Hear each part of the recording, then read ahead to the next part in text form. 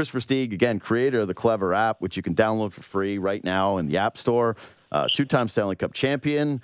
What's up, brother? How we doing? Woke up today, birds are chirping, sun's out. Oh, wait, no, I'm in Ontario. Leafs are out of the playoffs, but God bless Alberta. Oh, you. Beautiful province in the world. The sun is shining. The Oilers are in the finals. What could be better, JD? You know what? What could be better? I'm out on the Oilers. That's all I needed. I just needed a reminder that people are like that. They're like, Alberta. And I'm like, nah. Nah. Yeah, no, I don't love it. Strong. Here we go. Can I say one thing, though, about the Oilers that I think is the most infuriating if you're a Leaf fan? Yep. So if you go and look at, I don't have it in front of me, but they have the Leafs formula to a certain degree, where it's like in 18 playoff games, as they've played at this point, right? Like McDavid has 31 points. I think that it's like you look at their top 5 guys, which is how the Leafs are built as well, right? 5 guys making up a ton of the money. And I know it's not as much money the way that it's broken down with Edmonton, but you look at their top 5 guys, and their top 5 guys are carrying them in the points.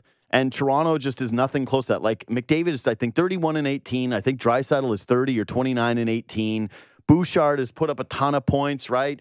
Nugent Hopkins had 2 massive goals in this series, like that basically carried them to a win. You feel that with the Oilers. Is they're not a perfect team. They got hammed last night. They got outshot last night. They basically had nothing from the first period on. But what do? They had a power play that punishes you and that strikes the fear of God in you when they give up the extra man. It's like, man, we got such high-end skill. We're gonna score here, and now you're gonna be battling and fighting back in this game. And then you've got these 5 players that can make up for so many mistakes. And I know they got goaltending last night, and we'll talk about Nurse, but it's like that is the Leafs formula that we just saw make a Stanley Cup final, and yet it doesn't feel like the Leafs are at all close to having their 5 guys be able to paper over their mistakes the way the Oilers can. Well, it's a risky way to build a team, but what are the Oilers' top guys doing that the Leafs' top guys don't do? They produce in the playoffs. They dominate. Like you said, the first period they go out, they score 2 power play goals in a big game, relieves a bit of the pressure. Yes, they tighten up in the second period. They know Dallas is going to push. They also started to get their role guys involved after Knobloch in that Vancouver game played them 29 and 39 or 30 minutes in a non-overtime game. So I think once you start to see a team that really needs their top guys, that understands their role guys need to feel important, you know exactly what you need to do. That's what helps you win. Again, like you said, it's a super risky way to try to win because if a big guy goes down, who's going to fill that role? Mm-hmm. But if you get your role guys understanding, buying in, loving what they're doing, killing the clock, essentially, some of them are just out there to kill the clock. That gives you chance. That gives you hope. That's what the Leafs have not had. They do not get their role guys involved. They don't make them feel important. And then to cap it all off, their top guys just don't produce at the level that you need to do when you've built a team structurally that way. Mm-hmm. I did love that it's all about the Leafs. That's fun. It's all about. Let's go back to the Leafs. It is. It's just basically I've been discussing with my buddies whether or not it's better if McDavid wins a cup as to what would make it more likely to have him come to Toronto, right? Like if he keeps losing, would he just be frustrated and want to come to Toronto? Or if he wins one, would he be like, yo, Edmonton, I got you a cup. It's fine for me now to try to go win one back home in Toronto. We're talking about Zach Hyman constantly, talking about the way they built their team constally. It's just, Cody Ceci, all these guys. Well, okay, it's Cody Ceci. It was funny yesterday where... Solid D-man, though. Yeah, okay, yeah, sure. He drew a penalty last night, that's for sure. Guess what? Yeah. I've had moments where I've been upset about Marchment. I've texted you about yesterday again. 2 former Leafs scored goals in the game. Well, I'm like, nice. You know, Hyman and Marchment, they banged it home a couple of goals. I'm like, that would be cool. Having them on the Leafs, losing those guys for a combined, not Nick Patan, Dennis Malgin. Losing those 2 guys for Dennis Malgin is a bit tough. But, yeah, I was feeling that a little yesterday. But I've never once gone, man, if they would have just brought Cody Ceci back, like, we really missed out on having another Cody Ceci run. Nah, I'm good on that one. Okay, so... What I do want to ask you about this game, though, before we move on to some of the other stuff with the Stars, they were clearly the deeper team. I thought that for most of the series, they looked like the better team, and they were carrying play in that one. But when they fell down early, and especially when they did come out with jump and they take that penalty, and it's just like right in the back of their net. McDavid does it. What did you see from them, and what is it like when you're facing elimination and you're down on the scoreboard in terms of the anxiety and the feel amongst the team? Well, talking about the Stars from the start of the series to the end, think about the gauntlet that they have gone through to get here. They have to go through Vegas, 7 games, hard-fought series. They go to Colorado. I thought Colorado was a bit of an easier series, but they go through 2 tough teams, and then they come into Edmonton, and everyone's fluffing them up like it's going to be a 4 or 5 game sweep, essentially. Yep. So they come into this series going through the gauntlet. You're looking at certain guys like Joe Pavelski. Like he just couldn't get it going. He couldn't get time and space. He looked slow. I don't know if he's hurt or if it was, like you say, age catching up at times. Hintz not being out or in the first couple of games, that hurts your depth of your team because other guys now have to slot up in the lineup. And I don't think their 13th and 14th forwards are that good that can insulate their lineup that well. And Hakanpää not being in as well. So at the start, so you have a lot of guys that were missing for a series which you needed them for. And then the second piece is, yes, they were getting shots, but not always high quality, high danger. And I thought they were just like kind of blah, you know. I just thought they were a team that would get pucks to the net the odd time. They weren't creating a ton really from danger chances until Robertson got 3 good looks at the end of the game. Robertson, he had it. Yeah, finding soft areas and stuff like that. That was the last 2 minutes of the game really where I was like, oh my gosh, like this guy's going to pot one. But overall, the team, I thought they just go through 2 super hard rounds. They lose a couple key guys. I know Hintz gets back, but to me, Hintz still didn't look like he had a good game. Was it game 3 when he came back? He had a good game 3, but he just still, to me, didn't look great.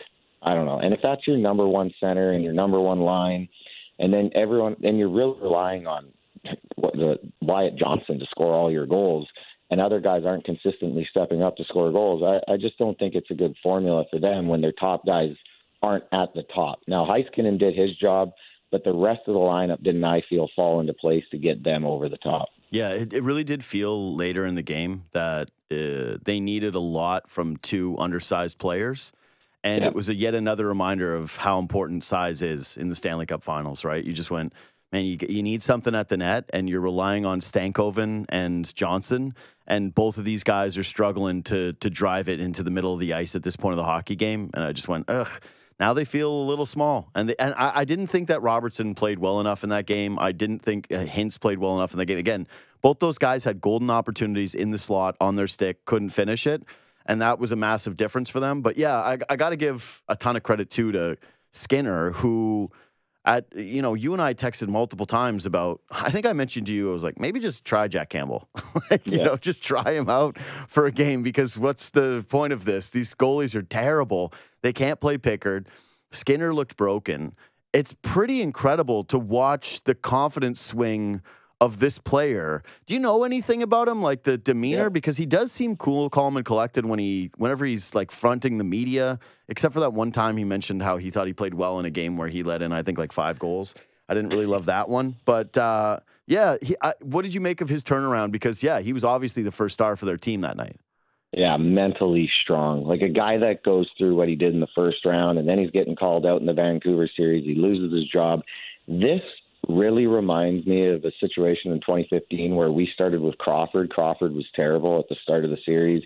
We had to go to Darling. Darling had to get us through round 1, and then it comes back to Crawford. It was similar to that. Just a guy who didn't have confidence to start the playoffs, lost his job. The backup goalie came in and did what he had to do to give him some rest and time off, and he found his game. But that just shows me a mentally strong athlete, a guy that could go through it.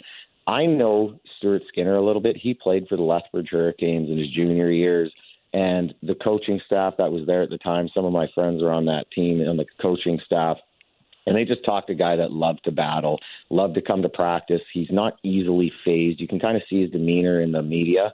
He is very calm, but that being said, to do it at this level, when the stakes are this high, when the media pressure is this high, for him to come back and fight back in a market that has that much pressure on you to carry the mantle was incredible. So I'm super proud of Stuart Skinner. I didn't think he could get the job done at that level, but he did, and now they're here in the Stanley Cup Finals. So we always talk about how is the media a detriment? You know, how hard is it to play in a Canadian market when the world is all of a sudden feeling like it's against you, and you've got all these people asking questions, and Bieksa with the line of the playoffs so far, calling the Edmonton media meat. You saw that, right? Where he's like, dead, dumb, and what was it? Dead, dumb, and raw. That was raw, so good. So incredibly great.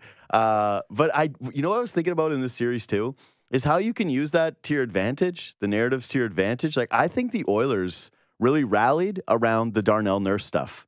That everyone was coming after Darnell him. And the start of the series when they got told, no, they're not going to win. Yeah, that's it. It's like all of a sudden they got to be the team that had the chip on their shoulder. You're the big underdog, and you get to play to that. Nobody believes in us, but except for the guys in this dressing room. And I thought that the Skinner thing and the Nurse thing in particular, like Darnell more specifically, because it really did feel like it flipped the series. And then he went from being genuinely unplayable to there's third most important guy in that elimination game yesterday. Like, he all of a sudden found himself. He was playing with more physicality, more attention to detail, fewer mistakes.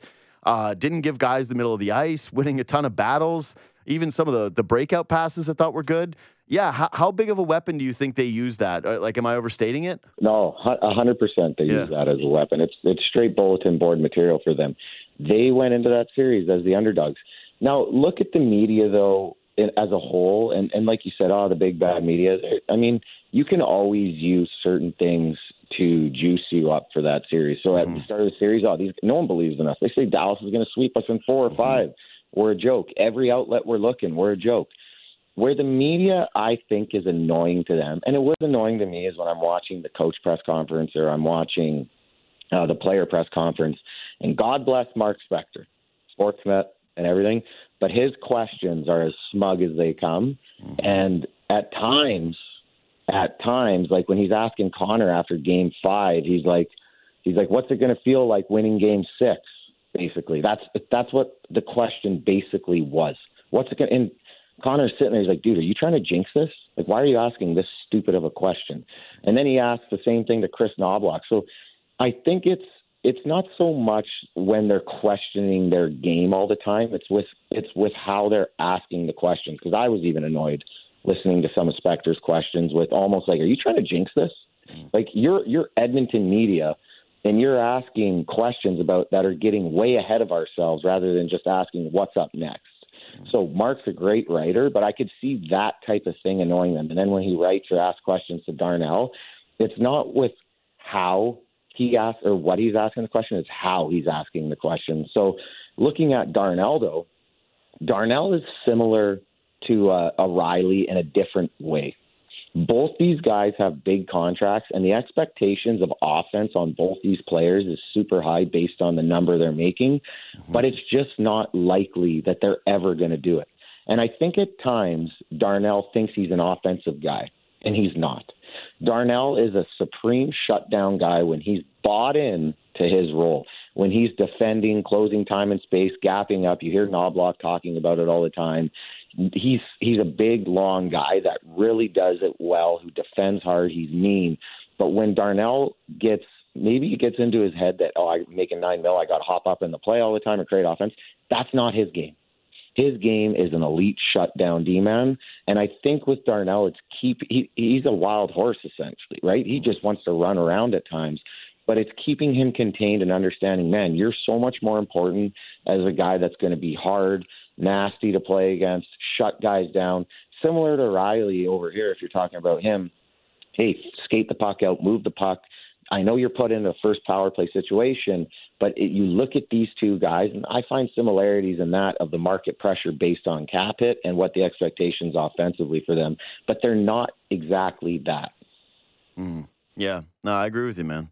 And I just think that they did a good job of internalizing it in their room and using it to their advantage. And I know, again, not every place is the same, not every player is the same, but that's where the stuff like the character and the culture to me matters, that you do have a group that can take that and not let it make it worse, but find a way to make it better. Like, it's the lemonade out of lemons, right?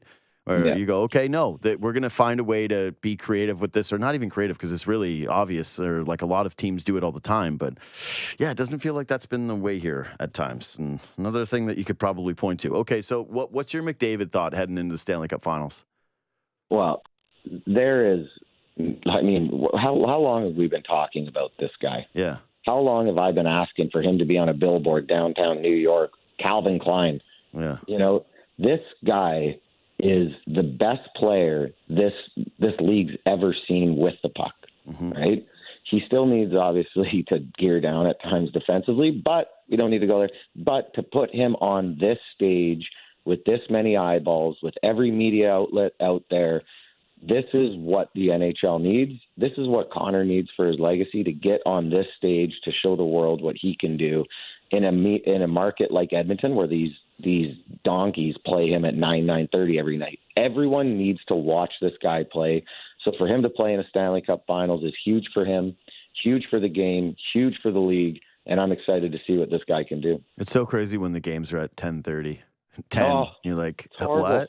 what? It's the first horrible. round. You go, he's at what time? I won't be seeing it. Even No. this one wasn't their fault. It's pre-scheduled, whatever. You know who I felt bad for actually yesterday was Saginaw, because they win the Mem Cup, and I went, what? That's tonight? It's across from the Oilers. Just watching little pieces of it during the intermission. They got completely buried. They're thinking we put our game on a Sunday, we're safe. And all of a sudden, it ends up being Friday, Sunday for the Stanley Cup play. It was a weird one, a bad one. But you're right. The scheduling of this, some of this could just, when it comes to the Oilers, it feels like sometimes it couldn't be worse. They're either so late, or then their biggest games happen on Friday night and Sunday night. And I go, this is can't catch a break with everybody being able to see this dude. At least there was no NBA. All the NBA was wrapped up, so they really did get kind of their moment, their stretch, and ESPN has the rights. And McDavid being there and having the McDavid versus Tkachuk thing and the Panthers' familiarity of last season, I think this is going to be an easier one to sell to the States anyways, because Canada's bought in. We get it. The States, if you care about that stuff, I think this is actually a great finals for that. The States, when they're selling teams, they sell one player. Yeah. When Canada sells hockey, they sell a team. That's sure. the difference. And for the ESPNs of the world, the TNTs, they don't have the rights for the finals, though, right, TNT? Or do they? No, it's just ESPN now, I think. Okay, so ESPN just having the rights to the finals. This is an ESPN dream to sell one player to the country. Yeah. Hey, watch the best hockey player on the planet play for the Stanley Cup. That's what Americans want. They want one person to identify to watch and cheer for. So I think this is a huge thing for USA Hockey, for people to sell, especially on the ESPN side. On the Canadian side, it's never going to change. The marketing is terrible at times, and they're just selling the team. So for the American side, well, actually it is big for Rogers, right? To keep Canadian audience engaged. So Definitely. This is huge for Rogers, because they need the Canadian teams to keep going through every time. But for the American side to identify with one player who's the best player on the planet, who's the best guy to strap on the skates, is big for their marketing. Yeah. I don't think it would have been great if it was Winnipeg. No. I don't think if the Jets got through, that ESPN execs would be going, nice, we got him. Even if Dallas got through. Even if Dallas got through. Yeah. Well, I was calling it the Nightmare Bowl. If it was Dallas and Florida, it would have been the ultimate who cares. Who do you even market on Dallas? No. Robertson? I don't know. No. I've interviewed Robertson. Really... He's quiet. He's very quiet. He's got a calm demeanor.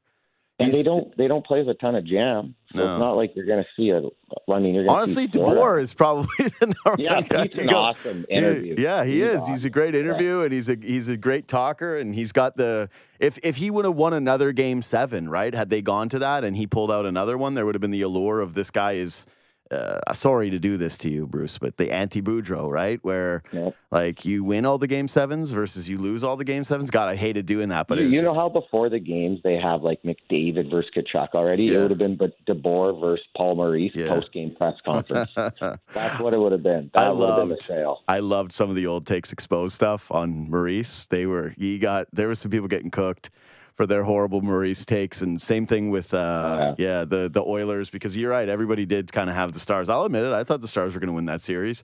I certainly watched the way they played Colorado and went, well, the Oilers are struggling to make a save, and they're fighting tooth and nail. Got to come back on the, in a road game 7 to beat the Vancouver Canucks, who I think, weren't exactly the most perfect team. Of course, it looked like Dallas based on the previous opponent. But you remember that the sport is so weird, and it's just, bounce here, bounce there, and you go, oh, right. And now all of a sudden a goaltender finds his confidence in Skinner. And then you have McDavid, and it's the most guaranteed thing in the series of, hey, this is going to produce offense. And it's like, oh, yeah, of course, Edmonton's here. Who do you think this 1 week break gives the most advantage to? I think for sure Florida. Florida? I was thinking Edmonton. Well, I wanted to ask you, what happens in this week, because you would know better. But just the layman view on it would be, man, Edmonton just found all their game. All of their guys are humming. They're healthy. They don't play as physical as Florida does. And Florida's just been coming off this, more grueling run physically of their opponents that they've had. And I just thought, hey, at least these guys are getting to rest their bodies a little bit. They've done it before. They've just went through this last year. Edmonton, it's brand new. There's a lot of partying that's going to be happening in Edmonton, probably a little bit more distraction when it comes to media and narrative. And yeah, I would just want to keep playing if I was the Oilers and we just rolled through this team versus the Florida Panthers, who have been back-to-back to this run and probably have a little less in their legs, that they get an extra week. Yeah, I was thinking Edmonton just for the fact that Connor gets a rest. Yeah. Connor and Leon with all the minutes that they need and all the minutes that they're going to play going into a Stanley Cup Finals. Florida, for me, too, they were really humming along, too. I'm sure that team wanted to keep playing. They dominated New York every single game, and they really found their game in that series, I thought. I thought against Boston they were okay. They weren't great, but they really found their legs against New York. And for me, with Edmonton, now you get to rest your stars. You get to get them off. But this prep week is going to be interesting. I would assume that they're going to get right out of Edmonton right away, get down to Florida, probably in the first couple days, 1 or 2 days off, maybe an optional skate day 2, and then it's just prep. So right now what they're doing is they're probably looking at each line and each matchup. So they'll go line 1, 2, 3, 4, and the Oilers coaches are going to say third line left wing is Lundell. And our third line left wing is – who's third line left wing right now in Edmonton? Would that be Janmark or – Yeah. Janmark no, Janmark was fourth, right? Or Kane, sorry, or someone like that. And it'd be like, you got to be better than this guy. What are his strengths? Is he weak on the wall? Is he good in this area? So, this is really where the micromanaging starts to take place. That you need to be better than their third line left winger. You need to produce more. You need to be a better plus minus. And then you're really breaking down each player's strengths and weaknesses, and you're going to sit and talk over it each and every day. So it's super, like I said, micromanaged in the sense of going over each and everything of each and every player and thinking about how you can take an advantage out on the ice. So, yeah, the prep week's interesting. They're probably going to start slow. They're going to ramp up on a Wednesday, Thursday, probably get the competitiveness back up, probably a lot of in-game scrimmages. Friday, take it back to specialty teams, and then Saturday go into their first game of the series. So, again, not Canada, but you played in an original 6 market trying to win Stanley Cups. And, what is it like when everybody in the city knows what you're playing for? And there is, because I can't imagine the Panthers feel at all like people even know they're in this. You've been to you played there, where their arena is, what the atmosphere is media wise. They're going to basically get a small snippet on Le Batard. They're going to have one guy on that show who's a Panthers fan. He's going to go, Panthers, you guys got to watch it. And then they're all going to say, yeah, we're actually going to be discussing today what Tua Tagovailoa had for breakfast over this series. There's going to be no media attention. It's the layout of the city and where it is. It's not parking lot parties like it is in Edmonton. It's not like when you're going to be going around Alberta and it's just fever pitch, right? Everyone losing their mind, completely unavoidable no matter where you are, what you look at. This is everything in Edmonton. Everything, there's nothing happening without discussion of the Oilers. Every business meeting. There's no one working today. Yeah, that's what I mean. Every meeting is going to end with "and go Oilers" and "there's our Oilers," right? It's the whole place connected with this. Is it what is it like as a player when that is just, around you nonstop and it's completely unavoidable? What I miss the most about playing hockey was big moments, big games. And I remember Stanley Cup finals with Chicago, especially the first one. And the attention was so high because we made the playoffs the year before, but it was, I think, 8-9 years before that. Yeah. And they hadn't won a Stanley Cup in 49 years. That's what I mean. It was huge attention. It was huge attention. Every media outlet. And Chicago, I don't think people quite understand how big it was at that time. Everywhere you go, every single hotel was lit up in Chicago colors. They had jerseys on their statues outside. So it really was unavoidable. And then every single question is, Hawks haven't won in 49 years. Your team's going to break up after this year. You have 1 year to win it. You guys better do it. So that whole media day leading up to it, 4 or 5 days, I think it was 3 or 4 days leading up to the Philly series, you're hearing about the 49 years. You're hearing about the drought. You're hearing about you guys only have one playoff round left to do it before you break up. So the attention was super high. I remember, obviously, my own internal anxiety was high. Like, man, I need to be good every single time I'm on the ice, every single play. And as a player, that's how you think. I still think back to Game 3, overtime. I had a chance to end it in the slot. I miss it. I change. They go down the ice. They score.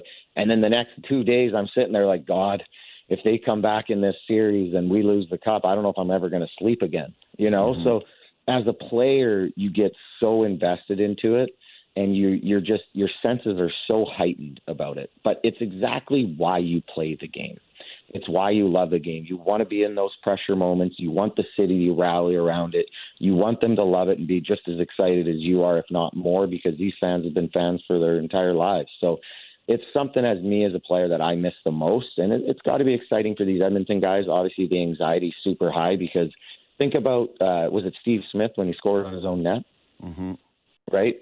Like, these are plays, like, these plays will sit. I know that wasn't the Stanley Cup Finals, but these are plays that sit with you the rest of your life, and that's how people will remember you as well. So they're the fans of the game, right? So for these guys, this is what they've played for their whole lives, on the streets, in the backyard, wherever it may be.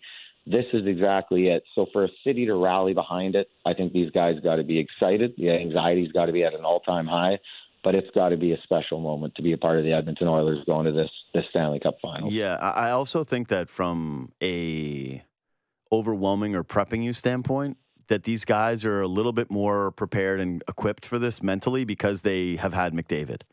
Yep. Like just the fact that you've had the best player on earth for the last 8 seasons, and everywhere you go, he's with you, and there's an attention that comes with having McDavid. And I've just got to think, like, you're a little bit more prepared when you've got that kind of coverage, you get that kind of attention, and yeah, that you're walking into this going, yep, we're at least used to something like this. Whereas I don't know if there would be other groups that if you didn't have the greatest player in the game walking into this kind of pressure, like some of the other Canadian teams that have done it, have gotten to the stage and not had that, if it is a little different. Well, yes, that would have prepared them for just the media and the questions that are about to come. But I'm telling you, nothing can prepare you for your first Stanley Cup Finals. The energy, the intensity, that fishbowl, like every single media outlets, they're even walking into practice. There's how many cameras and people taking pictures, and it's overwhelming. All the Florida media showing up, like all of them are there. But you got to think the American media, the Canadian media, they're all going to be down there. And even when we played Tampa Bay in 2015, I still remember my child was born. I got a flight quickly in the morning. I flew right to Tampa, and I'm like, oh, man, I haven't slept for 48 hours. And I came right in, and it was like I got shot with adrenaline, And that was my second Stanley Cup Finals. But for these guys to go into their first Stanley Cup Finals, it's just you get out on the warm-ups. The whole place is packed for a warm-up. The people are standing up. Even in Florida, it will happen. I'm telling you. Yeah. And it's an incredible energy that you will never be able to replicate unless you're in it. And this is just a moment that these guys, like I said, they're going to remember the rest of their lives. And everything, yes, can prepare you for it, but nothing can prepare you for the amount of adrenaline that you're going to feel over the next 2 weeks. I can't wait. I really can't wait. I think it's great finals. I really do. Yeah. And I love that it's McDavid versus Chucky, and the fact that, like, McDavid basically chased him out of the province. Like it's great. It's really, Don't really go great. after my Flames. I know how you're finishing this. Well, it's true. It's the Nightmare Bowl. I've said it already. It's the Flames. The Flames are their fans. I actually think that this is one where you can't watch. Like, I don't know how you would watch it. Like, they built a wall at Red Deer. Yeah. In Alberta. You're not allowed to drive up or down. No, just everybody. I think you might just be better off. Hey, we don't. It's like, isn't this where the Flames play? And they're like, what? Like, send them back to Atlanta. Give Atlanta the team back, because there's no point in you having a team anymore. Who would ever, like, I don't even, you go into next year and you see either Kachuk winning the cup and holding it and hoisting it up and going, that was supposed to be us, or you have Edmonton having the cup and then still McDavid. And I'm honestly feeling a little sick thinking about it, because I really do relate as a sports fan, and it's devastating. Those Saturday night games in Calgary, like, I've played in them, the Alberta Battle, and it is packed with Edmonton, and it is a nut house in there. Oh, for sure. And if they win the cup, oh my. No, I think that, so, Alberta wants to secede from the country now, right? Like, you guys are all like, we're going to start our own country. Just let us use all the money and all the hospitals. Yeah, it's like, okay, Alberta, like, shut up about that. So idiotic, but whatever. They're like, we're going to secede. Like, okay. I actually think Calgary should. They got to split. You can't be technically in the same province. You got to do what happened with Northwest Territories. Like, you gotta become a Iqaluit. You gotta be your own thing, because this just doesn't work being two places in the same province and having the Oilers win this cup. Like, it's just, you gotta get out. You gotta get out. You gotta secede. You gotta write your local politician and find a way, because poor Flames says, I've texted a few of them, what's going on, and I want to know the feel. Nothing back from any. Have you texted Pinder or Boomer? Yeah, I did. I texted Pinder this morning, and I got nothing. Oh yeah, they are. No, they're in hell. They are. Yeah, they're in hell. Yeah, no, this is the Bad Religion song. Armageddon. This is hell. This is this is the worst. Okay, buddy, we got to run. Thanks for making time today, and we'll be chatting throughout the Stanley Cup playoffs. It's Kris Versteeg, 2-time Stanley Cup champion, and again, download the Klevr app. He is the creator. You can get it for free in the App Store.